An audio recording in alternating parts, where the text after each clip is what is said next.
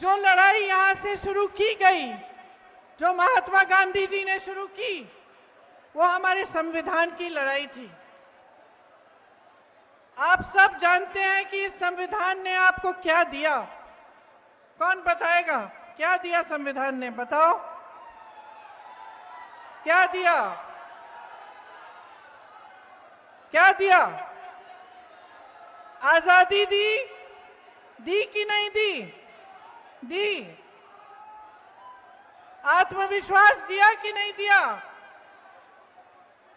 समान दृष्टि से बना ये संविधान, सबको अधिकार मिला। और सबसे बड़ा अधिकार क्या था? आपका वोट। ये आपका सबसे बड़ा अधिकार है जो आपके संविधान ने आपको दिया है, आपकी सबसे बड़ी शक्ति है।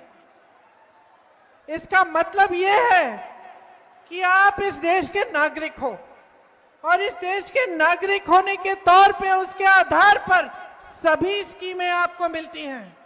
सारी सरकारी स्कीमें, सारी सरकारी मदद, सबका आधार यही है कि आप वोट देते हो, आप इस देश के नागरिक हो।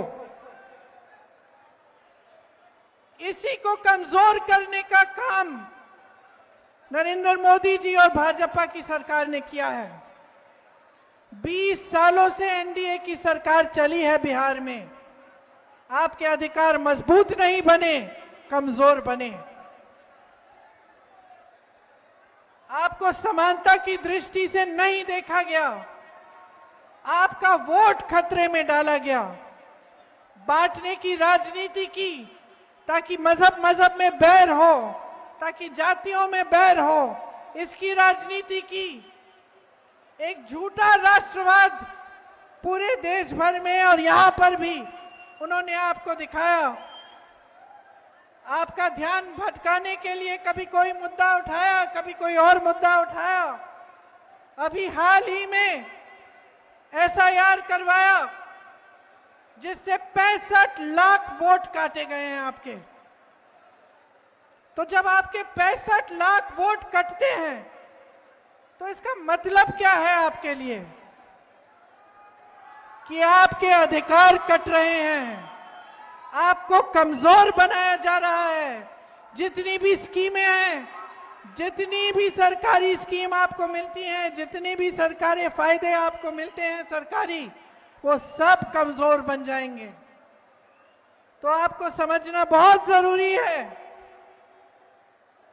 कि ये जो एसआईआर है जिससे आपके वोट काटे गए हैं, इससे आपके रोज के जीवन पर क्या असर पड़ेगा। आपके रोज के जीवन में कई ऐसी चीजें हैं जो स्कीम द्वारा आपको मिलती हैं, जो सरकार द्वारा मिलती हैं, उन सबको कमजोर किया जाने का काम है ये। उन सबको आस्ते आस्ते आपके पास पहुंचाने से रोकने का काम है।